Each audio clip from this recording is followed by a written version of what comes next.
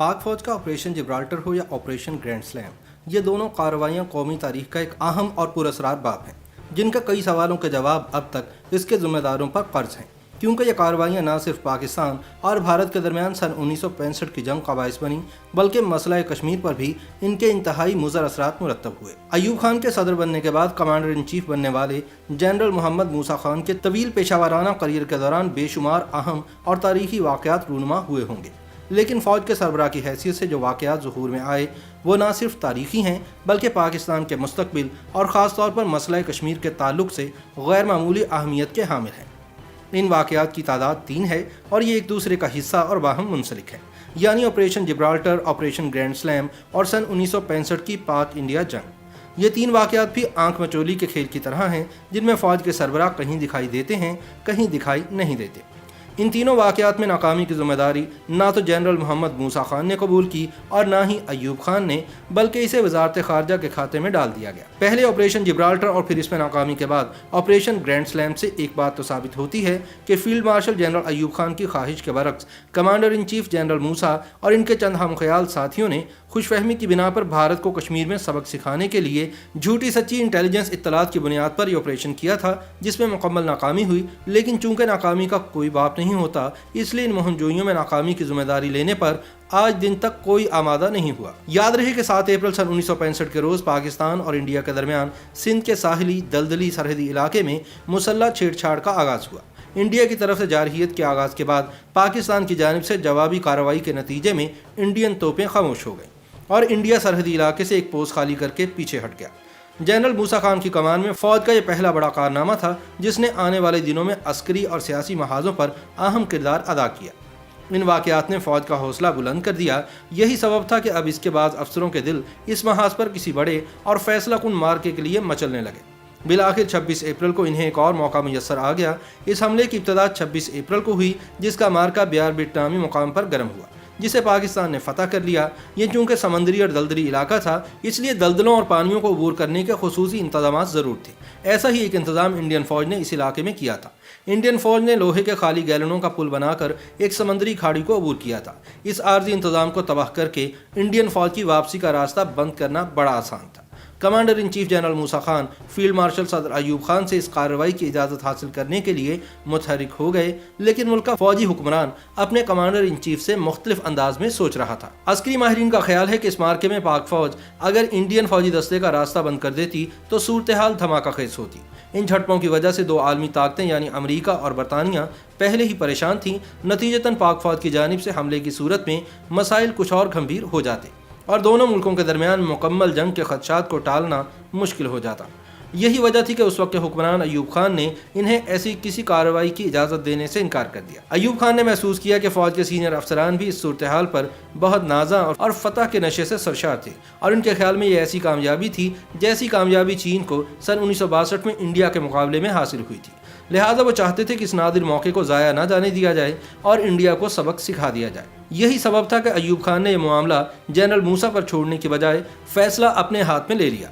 दूसरी जानिब अयूब खान का यह फैसला फ़ौज और इसके सरबराह जनरल मूसा खान की ख्वाहिशात के बरक्स था, जिसकी वजह से इनके जहनों में कुछ ऐसे ख्यालात मज़ीद पुख्ता हुए कि जैसे ये बूढ़ा फ़ौजी हुक्मरान पाकिस्तान की फतूहात के रास्ते में रुकावट बन चुका है।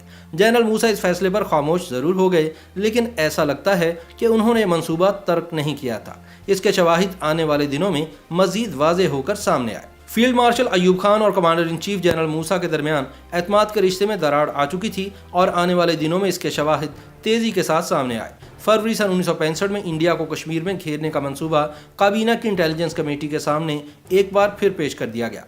इजलास में अयूब खान के अलावा जनरल मूसा, इनके करीबी फ़ौजी अफसर, वज़ीर ख़ारजा जुल्फ़िकार अली भुट्टो और सेक्रेटरी ख़ारजा अजीज़ अहमद शरीफ थे। इजलास में फ़िज़ाई और बहरिया के सरबराहान को शिरकत की दावत नहीं दी गई थी। ISI से ताल्लुक़ रखने वाले एक अफसर ने ब्लैक बोर्ड की मदद से हाज़रीन को ब्रीफिंग दी। शुरका की गुफ्तगू का लुब्बे-लुबाब ये था कि इंडिया इस वक्त कमज़ोर पोजीशन में है, वो क़यादत के बहरान से दोचार है, वादी कश्मीर पुरजोश अवामी बगावत की लपेट में है, लिहाजा मुजाहिदाना कार्रवाई के ज़रिए कश्मीर की आज़ादी बहुत जल्द मुमकिन है। ये सब सुनने के बाद सदर अयूब खान बोले कि मुझे बताया जाए कि दफ्तर खारजा और ISI को ऐसा मंसूबा बनाने की इजाज़त किसने दी। इस तरह की मंसूबाबंदी इनका काम नहीं है। میں نے تو صرف یہ ہدایت دی تھی کہ کشمیر کی صورتحال پر نظر رکھی جائے، انہیں حکومت پر اس طرح کا منصوبہ تھوپنے کا کوئی حق حاصل نہیں ہے۔ صدر ایوب خان کے سخت رد عمل کے بعد حاضرین پریشان ہو گئے۔ اس طرح انڈیا کے زیر انتظام کشمیر میں مسلح مداخلت کا یہ منصوبہ داخل دفتر ہو گیا، لیکن حیرت انگیز طور پر اسی سال کی 14 جولائی کو یہی منصوبہ پوری آب و تاب کے ساتھ ان کے سامنے تھا۔ اجلاس میں جنرل موسیٰ بھی موجود تھے۔ مختصر گفتگو کے بعد ایوب خان کمرے سے باہر چلے گئے اور ذوالفقار علی بھٹو اجلاس کی صدارت کرنے لگے۔ گویا ایوب خان نے عسکری معاملات کی ذمہ داری فوج کے سربراہ جنرل موسیٰ سے اپنے ہاتھ میں لے لی تھی اور اب یہ ذمہ داری جنرل موسیٰ کو واپس مل گئی تھی۔ وزیر خارجہ ذوالفقار علی بھٹو نے حاضرین کو مخاطب کر کے کہا کہ ایک عوامی انقلاب نے تمام علاقے کو اپنی لپیٹ میں لے رکھا ہے۔ کشمیری عوام زندگی اور موت کی جنگ میں مصروف ہیں، جبکہ حریت پسندوں کے بڑے بڑے جتھے انڈیا سے انہیں آزاد کرانے کے لیے جنگ بندی لائن عبور کر رہے ہیں۔ ایسے موقع پر اگر پاکستان خاموش تماشائی بنا رہا تو تاریخ اسے کبھی معاف نہیں کرے گی۔ اس لیے حکومت نے مجاہدین کی مناسب اخلاقی اور مادی امداد کا فیصلہ کیا ہے۔ یہ اجلاس گویا اس حقیقت کا اعلان تھا کہ آپریشن جبرالٹر کی نہ صرف منظوری دے دی گئی ہے بلکہ فوج کو اس پر عمل درآمد کے احکامات بھی مل چکے ہیں۔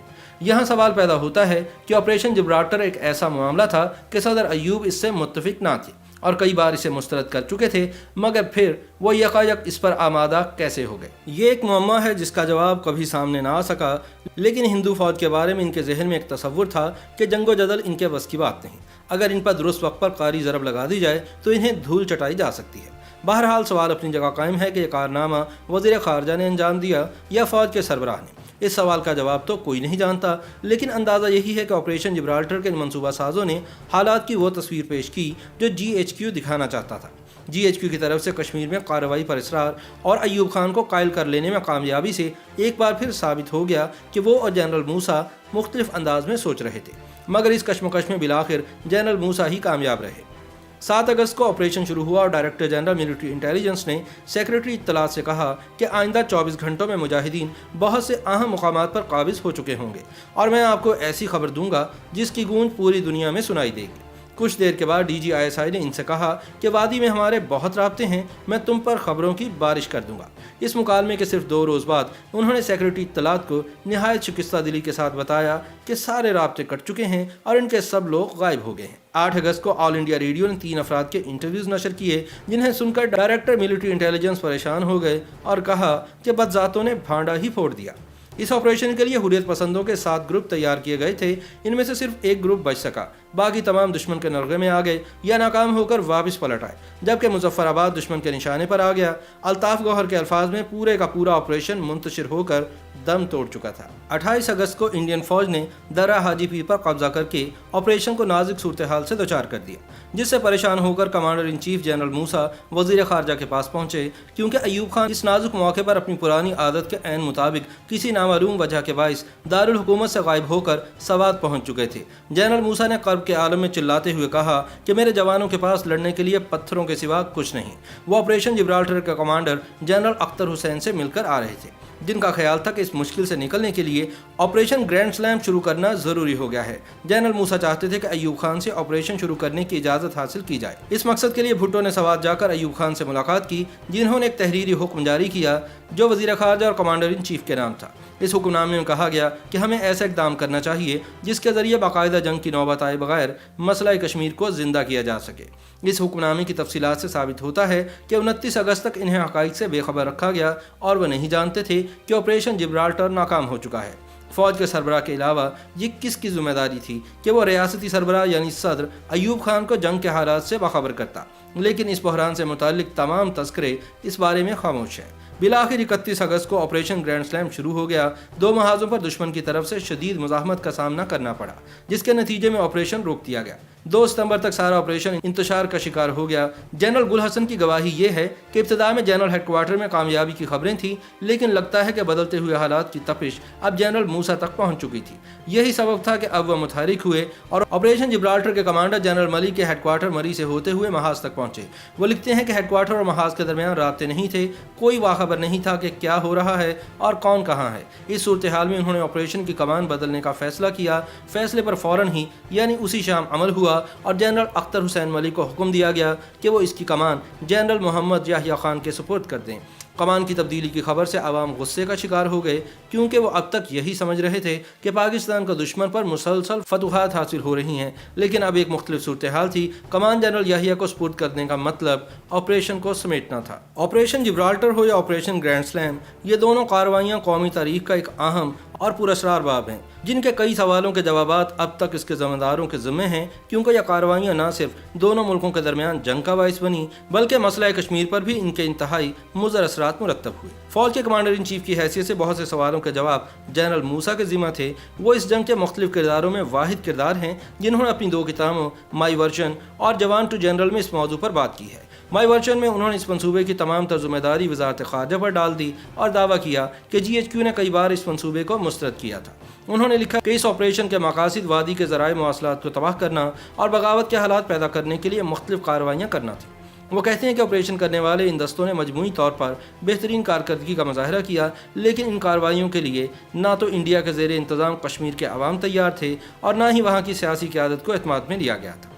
उन्होंने ये भी लिखा कि कश्मीर में 5 डिवीज़न फ़ौज तैनात थी, जिसकी मौजूदगी में वहाँ के अवाम कोई मुज़ाहमत कर ही नहीं सकते थे। अगर ऐसा था तो ऑपरेशन क्यों शुरू किया गया? इस सवाल का जवाब भी जनरल मूसा ने नहीं दिया।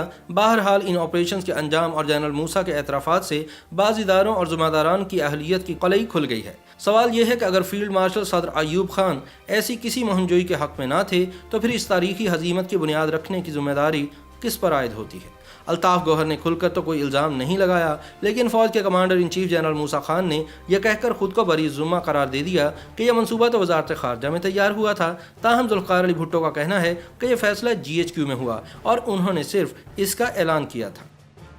YouTube पर गूगली न्यूज देखने के लिए youtube.com की सर्च बार में गूगली न्यूज TV टाइप करें। गूगली न्यूज के पेज पर सुर्ख रंग के सब्सक्रिप्शन वाले बटन पर क्लिक करना ना भूलिए। YouTube पेज पर अपलोड होने वाली वीडियोस से बाखबर रहने के लिए बेल आइकन पर क्लिक कीजिए। आपको हर नई वीडियो के बारे में नोटिफिकेशन मौसूल हो जाएगा।